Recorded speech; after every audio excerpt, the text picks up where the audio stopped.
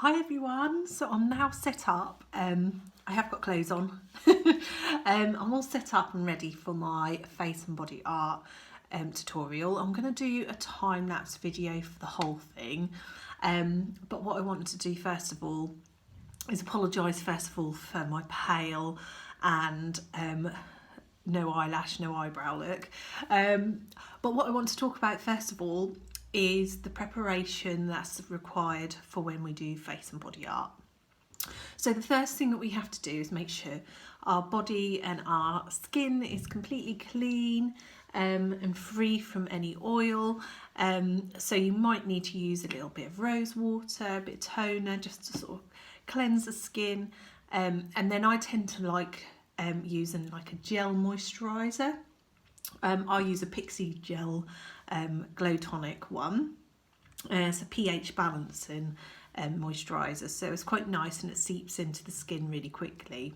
What you don't want is like a residue on your skin. So that's the first thing I do. And for this particular look, obviously you have to do the planning and preparation as much as you can. So the first thing that I did was a face plan and a body plan of what I wanted to do. And obviously in the current situation that we're in, I've decided to go for the NHS workers, supporting those, and the Stay Home, Stay Safe campaign. And obviously with all the lovely, been inspired by all the lovely posters that I've seen posted by children. My son's done one. In fact, he's helped me make a hedge dress. He's made this out of cardboard. And I'm going to put that in my hair at the end as well. So I've got everything prepped. I'm really limited to what products I've got. I haven't even got sponges for body painting at the moment, and I can't get hold of them in time. So what I tend to do is use a washing up sponge. Not ideal, but I'm going to give it a go. You need an assortment of brushes. Just as Samantha Helen sort of explained to you, you need some square tipped brushes, some really fine detail brushes, some buffing brushes for blending. You also need perhaps a white eyeliner pencil. You can also use a white gel liner if not. Okay, and that's really to map out some of your design. Okay, so I've started to map out where I would like my rainbow, my little super NHS badge and everything, and I've started to map that out here. One thing I want to do is pale out my face a little bit. I'm actually going to go quite pale. I'm going to go quite white on the inside, pink sort of blending in from the outside, and then my rainbow. I'm probably going to work a little bit more on blocking out my eyebrows.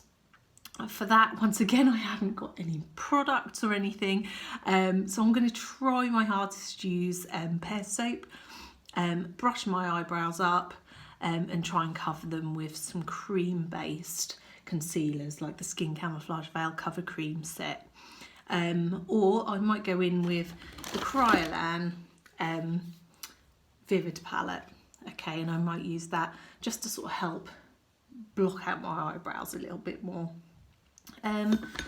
One thing that you do need obviously is your assortment of paints. I'm going for chameleon paints and I'm really limited with my colours, so I'm going to have to be really careful with how I do this look, hence why I've had to plan it out. I am going to use an assortment of these water-based colours, and I might use some of the cream-based Kryolan Vivid palette as well on top of that. I may even use some powder pigments as well, just to strengthen and soften some of the edges of the look, and obviously add a bit of sparkle. You need preferably a water spray bottle if possible, so you can spray your paints so you're not getting them too wet. I also have 2 bowls of warm water as well, one for light colours, one for dark colours. Because I haven't got a conventional sponge, I'm using a sponge from the kitchen. I think using a bowl of water might be a little bit easier. And other than that, I think I'm ready to go, so I'm going to get started. Just make sure you're comfortable if you're going to do something like this. Make sure you're prepped, make sure you're planned.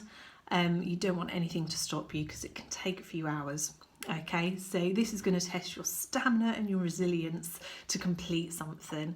And you've got to remember, obviously, you map out your design, then I'm going to do the outside, and then I'm going to add my detailing.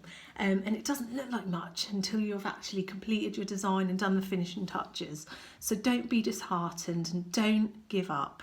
Okay, it's the main things I want to sort of say. Okay, so I hope you enjoyed the video, and I will look forward to your feedback. Thanks, bye.